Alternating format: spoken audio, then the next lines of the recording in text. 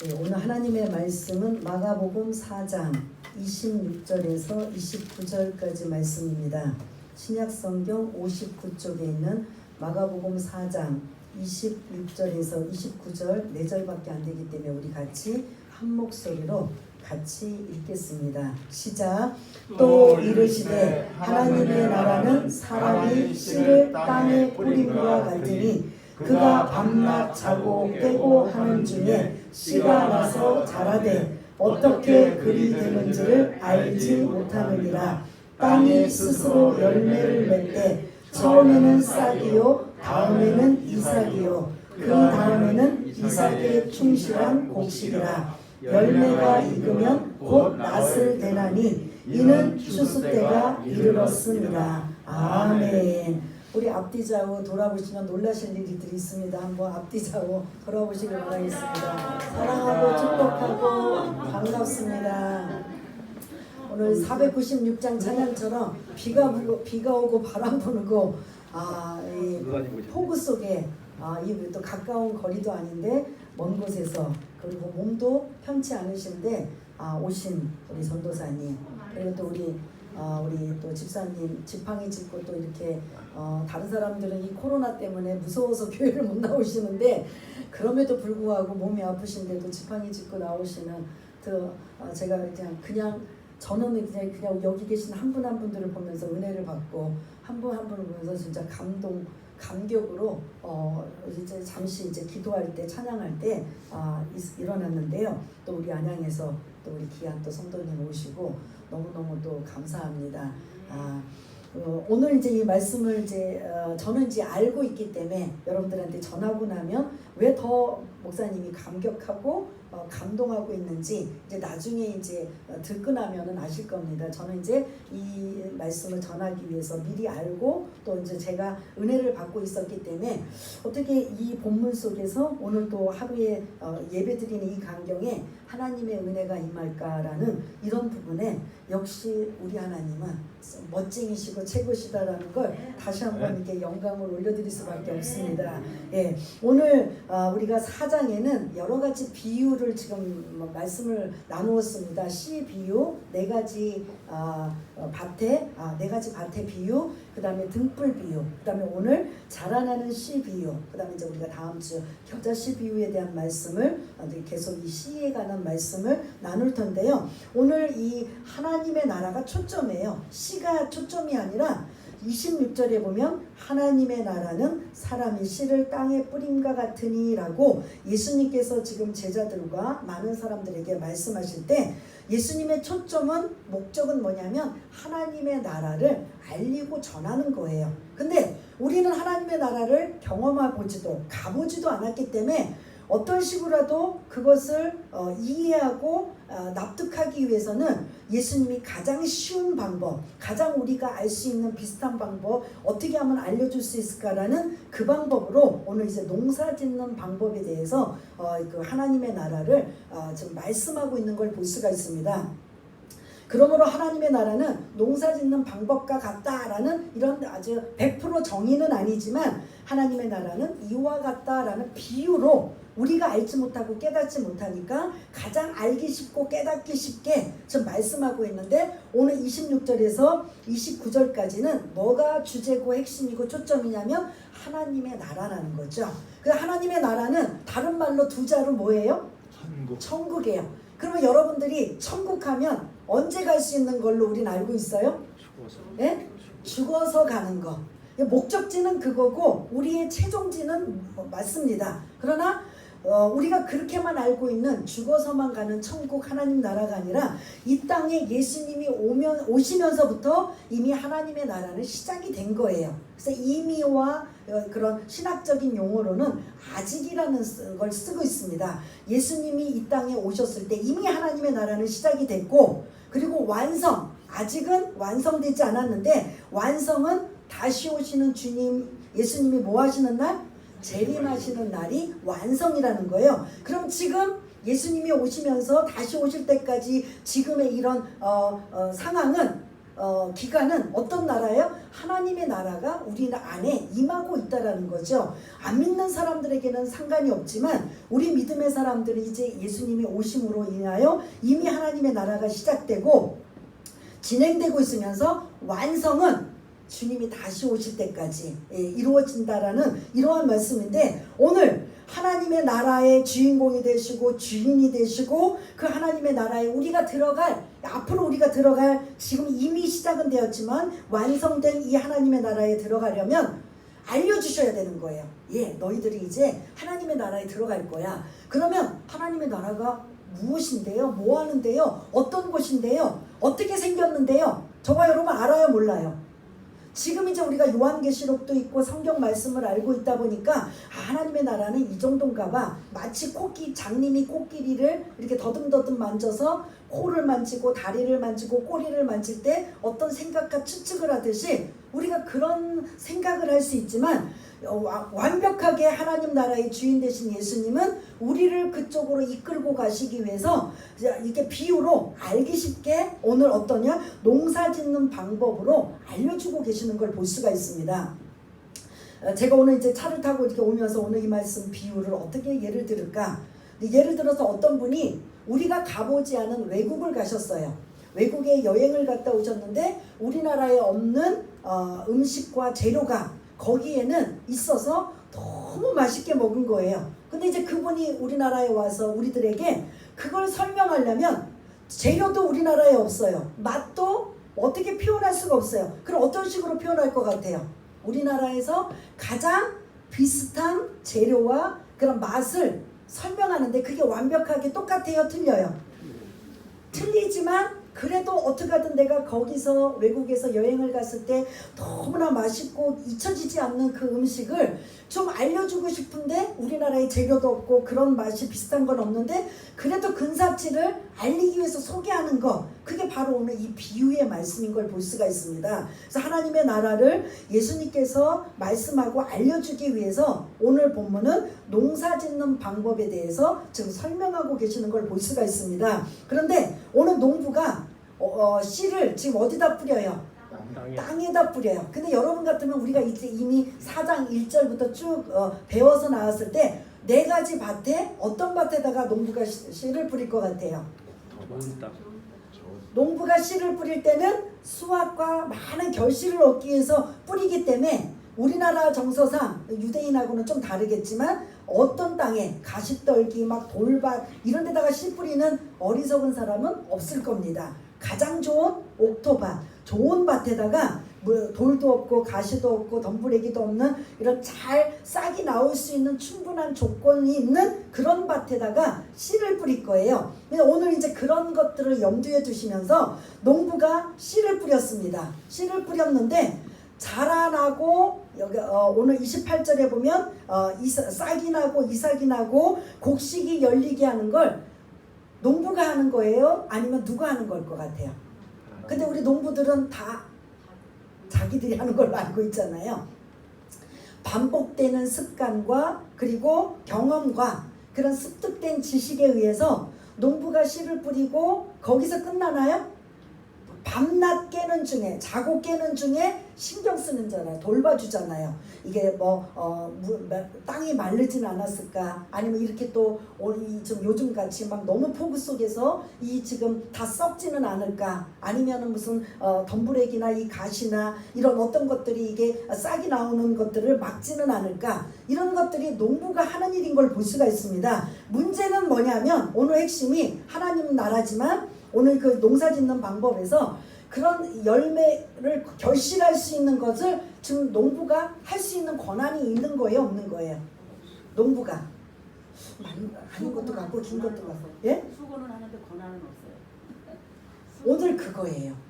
여기 계신 분들이 땅을 가지고 농사를 짓는 분들도 계시고 주말 농장도 하고 계시는 분들이 있는데 씨도 뿌리고 모종으로 이제 심는 분들도 계시는데 그래서 좀 다른 분들보다 또 좀 이제 더 와닿는 분들이 계시는데 한번 생각해 보세요. 내가 열심히 한 만큼 따라와 줄 수도 있지만 이렇게 폭우가 와서 따라와 주지 않아서 다 수장이 되고 다 썩어버리고 이런 좋은 결실을 맺지 못하는 상황. 이러면 농부가 그러면 다 책임이라면 이것도 다 열매를 맺고 결실을 맺을 수 있는 것까지 책임을 져야 되는 거죠. 그러니까 권한이 있는 거잖아요.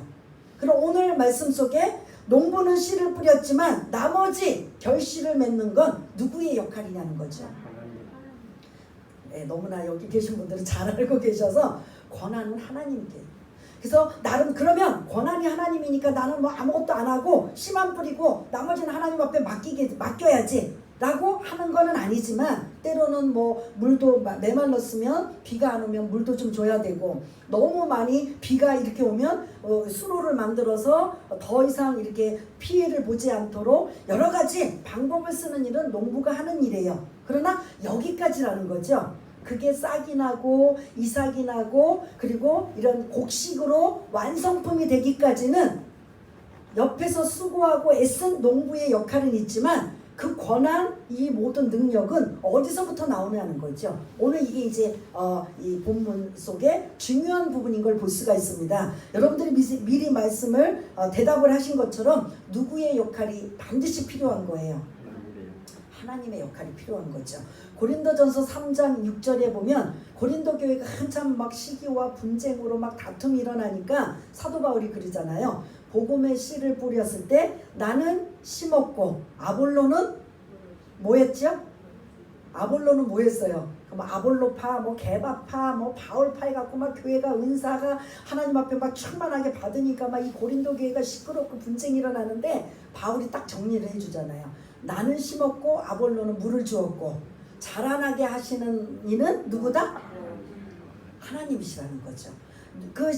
농사 짓는 방법도 사실은 마찬가지인 거죠. 씨를 뿌리고 나름대로 뭐 애쓰고 풀을 뽑고 물을 주고 수고와 정성은 들이지만 결실을 맺는 이 모든 과정, 농부가 계획하고 얼마만큼의 씨알과 얼마만큼의 크기와 얼마만큼의 그런 수확물과 이런 계획을 아무리 가져도 그게 거의 맞아요? 안 맞아요? 그게 안 된다라는 거죠. 그래서 농사 짓는 방법, 씨는 농부가 씨를 뿌리지만, 그리고 밤낮 27절에 보면 밤낮 자고 깨고 하는 중에 그런 애쓰고 쓰고는 않지만 그 27절 하반절에 보니까 어떻게 글이 되는지를 뭐 안다? 이건 누구의 영역이에요? 하나님의 영역이라는 거죠. 하나님의 나라는 바로 이와 같다라고 말씀하시면서 우리에게 눈이 보일 때는 그런 보잘것없고 그리고 연약한다 할지라도 성장하고 때가 되면은 이렇게 하나님의 능력으로 말미암아 엄청난 그런 결실을 맺게 된다라는 거죠. 하나 예를 든다면 예수님의 제자들, 예수님께서 제자들을 부르셔서 3년 동안 함께 생활을 했을 때 예수님이 전능자시고 능력자시다 보니까 아무것도 모르는 제자들이지만 제자들로 부르셨지만, 예수님이 대단한 분이시라면 제자들이 빨리 변화되고 빨리 예수님의 마음에 합당한 사람이 되어야 돼요? 안 되어야 돼요? 예? 근데 우리가 알고 있는 것처럼 제자들은, 예수님의 12명의 제자들은 그렇게 됐어요? 3년 동안 그냥 세상 어떻게 하면 영광과 부귀를 예수님 덕으로 받을까, 누릴까, 이거에 전전긍긍했던, 이럴 때 보면 예수님이 3년 동안 데리고 다니면서 답답하실까요? 안 답답하실까요? 그럼 우리 시각으로 본다면, 야, 예수님의 능력과 예수님의 그런 우리랑 다른 그런 범상치 않는 분이시라면 제자들이 처음에는 시행착오하고 조금 실수하고 이런 부족하지만 한 6개월이나 한 1년 정도면 확 뒤집어지고 막 그냥 변화돼서 예수님이 십자가 지시기 전까지는 정말 제자로서 아주 든든한 위치가 되고 예수님이 더 이상 걱정하지 아니하시고 그러고 십자가를 지시는 이런 상황까지도 만들 수도 있지 않을까요? 3년이라면 우리가 영적으로 이 땅에서도 마찬가지예요.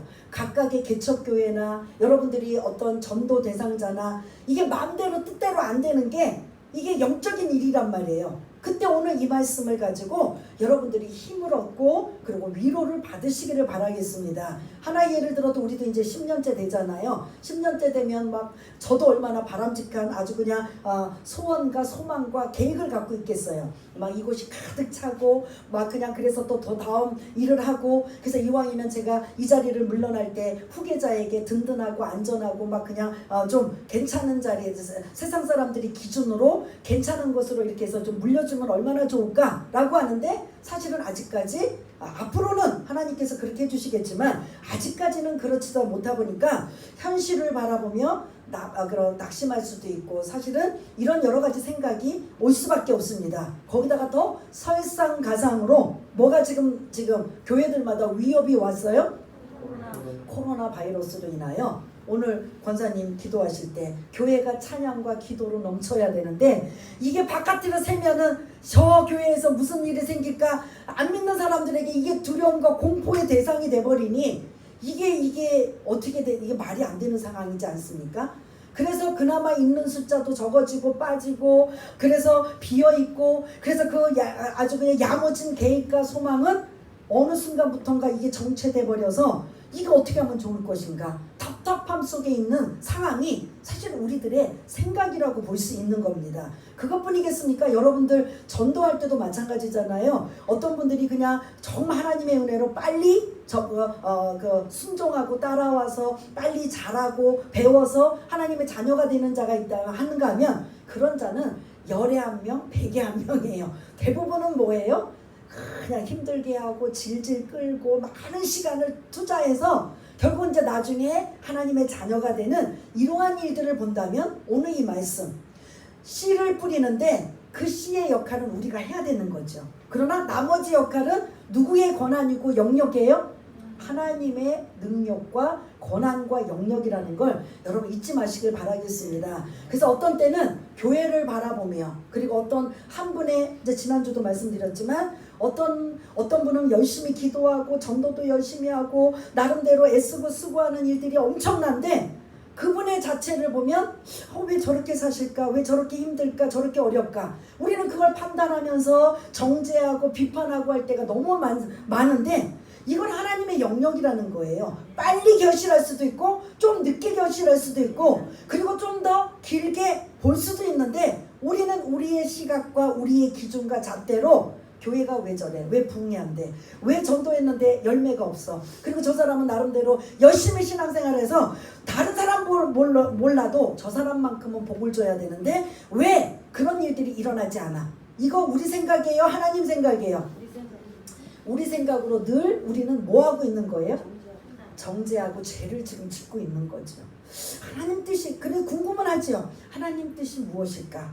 혹시 우리가 잘못 가고 있는가? 아니면 하나님의 어떤 계획이 무엇일까? 이런 것은 궁금해하고 그래서 하나님 앞에 여쭤보고 아뢰는 건 괜찮지만 이게 사람들 사이에 그리고 입 밖으로 나오면서 그런 수군거리고 이런 부정적인 언어는 자신한테도 도움이 안 된다는 걸 여러분 잊지 마시길 바라겠습니다.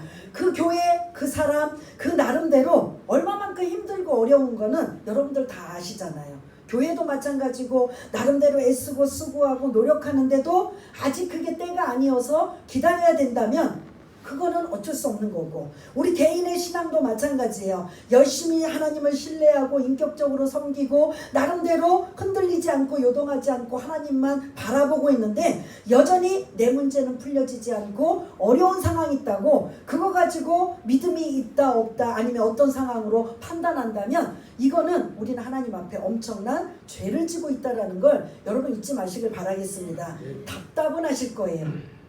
답답은 하시기 때문에 그것 때문에 여러분들이 그 답답한 마음으로 어떻게 해야 되는 거냐? 하나님 앞에 엎드려 기도하는 거죠. 교회를 위해서 그 한 분 한 분 그 여러분들이 개인적으로 안타까워하는 분들을 위해서 기도하며 중보하며 나갈 때 반드시 선하신 하나님께서 가장 좋은 곳으로 가장 선하게 응답되어 주신다라는 걸 여러분 잊지 마시기를 바라겠습니다. $100의 기적을 좀 말씀드릴게요. 미국의 어느 교회에 약 2,000명이 모이는 엄청난 규모의 교회에 목사님이 어떤 감동을 받으셨는지 뭔지는 모르지만 1인당 100달러씩 교회 재정의 돈으로 그 성도님들에게 드린답니다. 그래서 2,000명 중에서 100명만 지원자를 받겠다고 하는 거예요. 그래서 각 1인당 100달러면 우리나라 돈으로 약 얼마죠? 10만 원 정도 되죠. 이제 그거를 100명에게 줄 테니까 여러분들 지원 바라겠습니다. 그래서 진짜 100명이 100달러를 이제 받은 거예요. 그러면서 조건이 있는 거예요. 세 가지 조건을 주었어요. 그 목사님이 100달러를 한 사람씩 100명에게 나눠주면서 첫 번째, 이 돈은 누구의 돈이다? 하나님의 돈이라는 걸 잊지 마시길 바라겠습니다. 그 다음에 두 번째는 이 돈이 하나님의 돈이기 때문에 하나님의 영광을 위해서 사용하시길 바라겠습니다. 그 다음에 세 번째는 이 100달러를 드리고 3개월 후에 여러분들 전교인이 보이는 데서 어떻게 쓰셨는가 결과를 보고해 주시길 바라겠습니다. 그럼 이 100달러를 받은 사람들이 마음대로 쓸 수 있어요? 없어요? 이게 막 고민되고 부담스럽고 차라리 안 받으니 못한 상황이 돼버리는 상황이 돼버린 거예요. 그래도 그 사람들이 그 세 가지를 염두에 두어서 어떻게 막 썼을까요? 분명히 결과 보고라는, 제가 그걸 이제 그 예화를 이제 들으면서 이 결과 보고 때문에도 돈을 막 쓸 수는 없겠다라는 생각이 드는 거예요. 그래서 드디어 이제 3개월 지난 다음에 전교인이 모인 곳에서 100명이 하나씩 이제 결과 보고, 당신은 이 100달러를 가지고 어떻게 썼습니까? 지금 우리식으로 말하면 10만 원을 가지고 어떻게 썼습니까? 보고하십시오 라고 한 사람씩 나와서 보고하는데, 그게 이제 100달러의 기적인 거예요. 어떤 사람은 뭐냐면 백혈병 걸린 그런 불치병에 걸린 어린아이 그 환자를 위해 아동 도서를 10만 원어치 사서 그 아이들에게 그러니까 병원에 있는 아이들에게 이제 주었다라는 그런 결과 보고가 있고요. 어떤 사람은 노숙자에게 음식을 담요를 보급했다. 이거 그러니까 담요 하나가 10만 원이 아니라 좀 노숙자가 많은 곳에 담요를 한 10만 원어치 사서 보급을 다 한 것 같죠. 그 다음에 또 여러 가지 많은데, 교도소 사역 헌금으로, 그 다음에 그 가난한 자에게 먹을 것을 주었고, 미혼모에게 보조금으로 주었고, 그 다음에 신학생 장학금으로도 주었고, 그래서 막 그 100명이 결과 보고하는데 각각의 다 다른 모습으로 그 100달러를 사용했다라는 거죠. 그래서 어떤 사람은 그 10만 원을 100달러를 사용했는데 3개월 후에 약 그 13,000달러로 되돌아오는 이러한 일들도 있었고, 그래서 이 100달러의 기적으로 이제 많은 그런 간증거리로 남았는데, 그 100명이 100달러를 사용하면서 그 미국 전역, 그 전 세계에 걸쳐서 엄청난 영향력을 펼쳤다라는 거죠. 그래서 이 100달러가 결국은 엄청난 그 파급 효과가, 만일 나를 위해서 쓰고 아무것도 사용하지 않았다면 그 영향력과 가치는 나타나지 않았을 겁니다. 그런데 이 사람들이 그 각자 자기 그런 주변과 그런 나름대로 고민하고 기도하면서 어떻게 하면 하나님의 영광을 위해서 이 100달러를 사용할까라고 해서 3개월 후에 이 모든 100명들이 보고한 것들을 취합해 봤더니 엄청난 100달러의 기적의 역사가 나타났다라는 겁니다. 이게 오늘 시와 같은 상황이에요. 100달러라는 시를 이제 각각이 받아서 그거를 어떻게 사용하느냐에 따라 하나님의 영광을 위해서 사용할 때 엄청난 100달러의 기적이 일어나고 있는 것처럼, 오늘 우리에게 주시는 말씀, 우리는 정말 씨는 이게 잘할 수 있을까? 아니면 얼마나 큰 열매를 맺을 수 있을까? 이런 여러 가지 우리는 알 수 없어요. 그러나 그 그런 복음의 씨앗을 뿌리고, 말씀의 씨앗을 뿌리고, 사랑의 씨앗을 뿌리고, 그리고 기도의 씨앗을 뿌리다 보면 이런 100달러의 기적과 같은 일이 일어날까요? 안 일어날까요? 그 안에 그 영역 속에 하나님이 함께 하시고, 분명히 그 교회에서 재정으로 100달러씩 줬단 말이에요. 그러면 이 일이 내 개인 돈으로 착출해서 거둔 것이 아니라 교회 돈, 하나님의 돈, 하나님의 영광을 위해서 쓰는 돈이다 보니까 나름대로 기도하고 얼마만큼 좋은 데 쓰기 위해서 그런 고민하고 또 애썼던 이런 사람들이 100달러의 기적이 나타난 것처럼 저와 여러분들이 어떻게 보면 그런 씨의 역할을 감당해야 된다라는 거죠. 하나님의 나라는 바로 이러한 같이 이렇게 쓸모없고 작고 보잘것없다 할지라도 엄청난 결실을 맺는다라는 걸 잊지 마시길 바라겠습니다. 그게 바로 제가 제자들 말씀하다가 이제 조금 벗어났는데 제자들이 예수님 3년 동안 공생애할 때 그런 엄청난 씨의 역할을 했나요? 안 했나요? 지금 여러분들이 생각하다 보면 답답할 수밖에 없어요. 어떻게 이런 사람, 어부 출신인 사람들, 별로 배움도 없는 사람들, 그리고 결국 이 사람들을 제자로 뽑아와서 예수님 주변을 따라다닐 때 보면은 뭔가 제대로 주님을 기쁘게 하고 흡족해 할 만한 일들이 없는 사람들이에요. 그런데도 주님은 하나님이시고 영안이 열리시고 앞으로 미래를 내다보시기 때문에 이 제자들 때문에 이 제자들이 3년 동안 따라다니면서 정신 못 차린다고 제대로 못한다고 야단치거나 꾸중하거나 책망하지 아니하시잖아요. 결국은 오순절 성령 강림 사건에 성령의 그런 강력한 역사로 임하여 이들이 고기 잡는 어부에서 뭘로 바뀌어요? 그거 처음에 예수님이 부르셨을 때 사람을 낚는 어부로 엄청나게 귀하게 사도로서 쓰임받는 이런 걸 볼 수가 있습니다. 주님은 미리 내다보신 거죠. 그러나 예수님과 함께 따라다닐 때의 3년은 정말 형편없고 정말 실망스럽고 결국은 다 도망가잖아요. 나 걸음 하나 살려라. 그리고 자기 목숨이 위태로울까봐 어떻게 하든 손해보지 않으려고 다 도망가고 하지만 그럼에도 불구하고 주님은 미리 미래를 내다보시고 이들이 어떻게 할 건가? 엄청나게 위대하게 초대 교회를 세워서 엄청나게 그런 역사를 감당할 것이라는 이들이 신 거죠.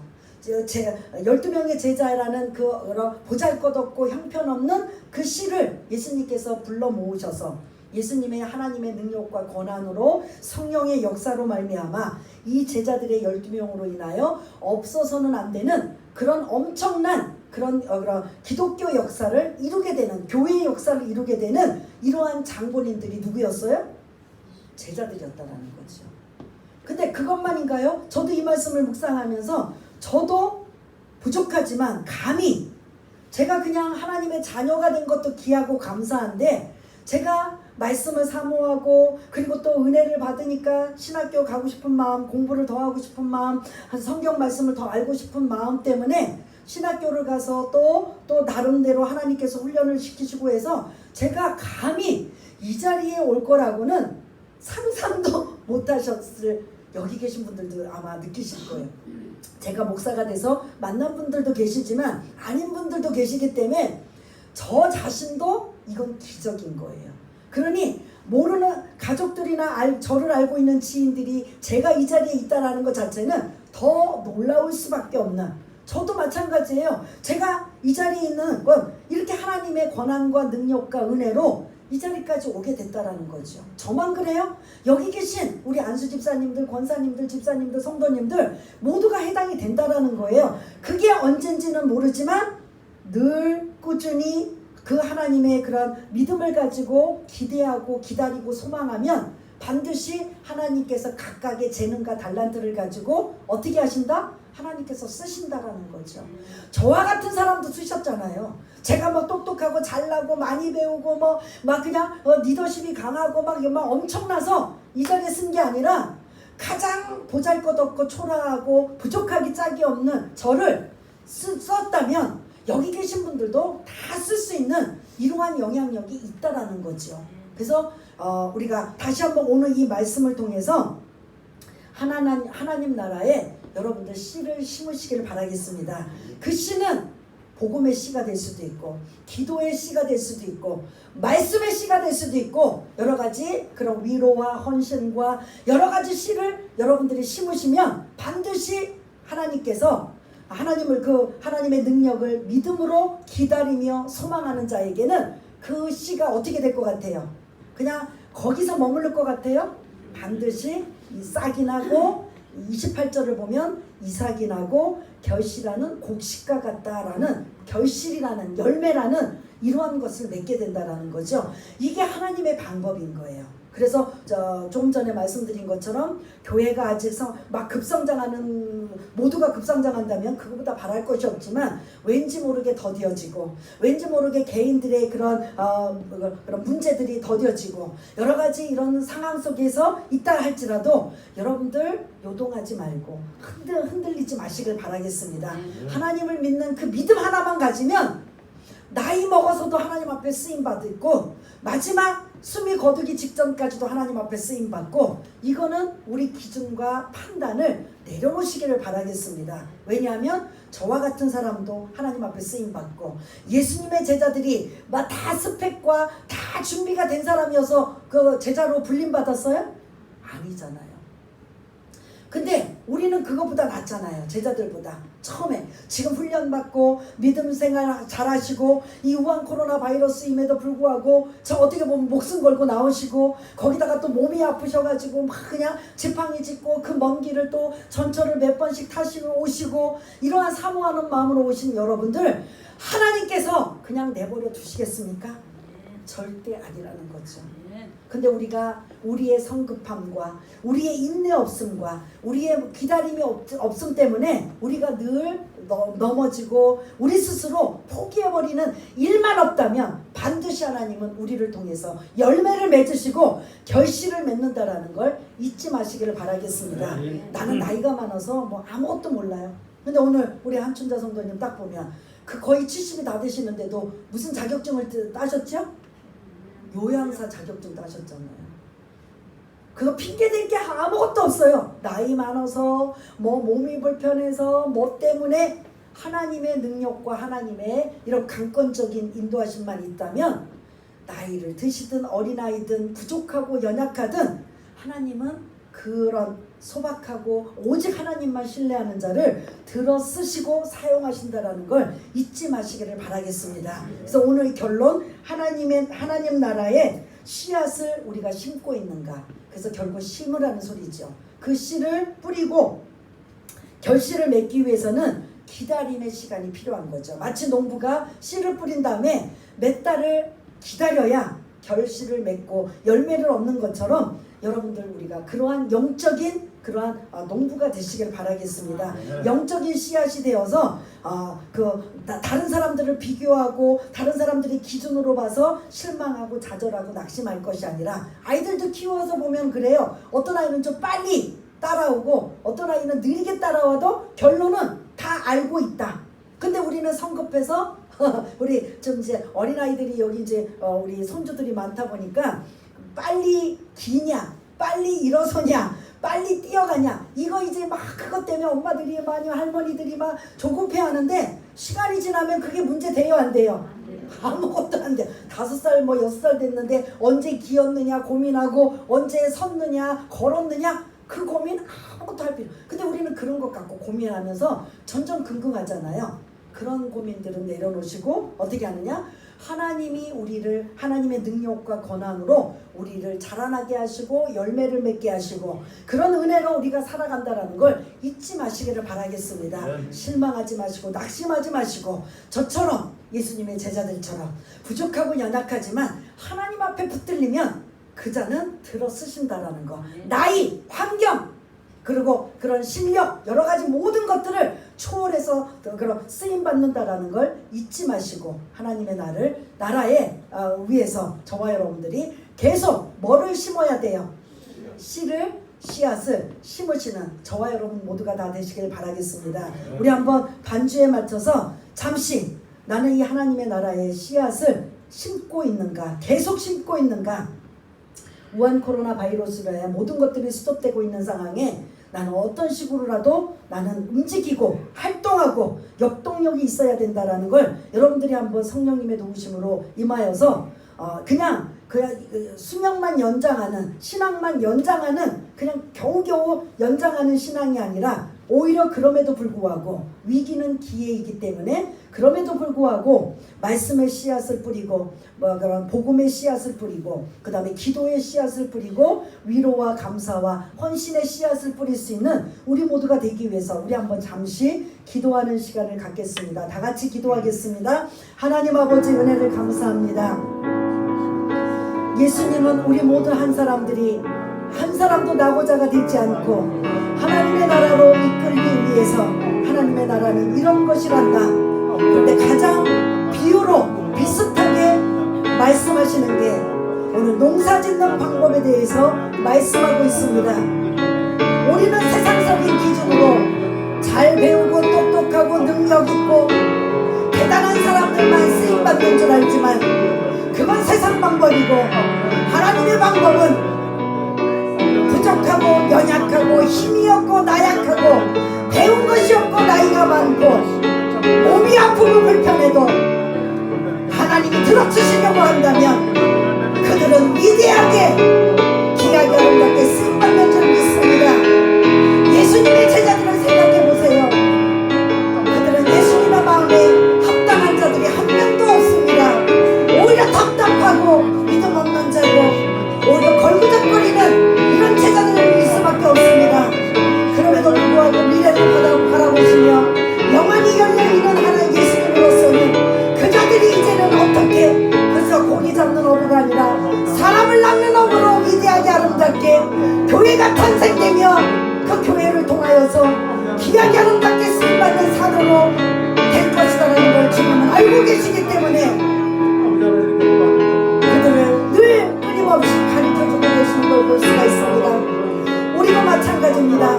우리의 기준으로 봐서는 저 사람은 틀렸어 한대, 몸이 아파 한대, 환경이 한대, 여러가지 나이가 많아서 한대, 이렇게 한대 저렇게 한대가 아니라 그건 내 생각이고 우리 생각이지 하나님 앞에 붙들려 쓰시고 하나님께서 그를 사용하시려면 그러한 자도 하나님께서 놀랍게 아름답게 쓰임받을 줄 믿습니다. 기적 같은 일들이 우리가 하나님의 말씀을 순종하며 나타날 수 있도록 주님 도와주시옵소서. 하나님의 나라에 씨앗을 심는 자가 되게 하여 주옵소서. 말씀의 씨앗을 뿌리고 복음의 정도의 씨앗을 뿌리고 기도의 씨앗을 뿌리며 사랑의 씨앗을 뿌리는 우리 모두가 되어서 나는 물을 주고 또한 심지만 자라게 하시는 이는 하나님이시라는 걸 잊지 않고 그 말씀에 위로를 받으며 이 어려운 시국을 이겨나갈 수 있는 귀하고 복된 분들과 될 수 있도록 주님 도와주시옵소서.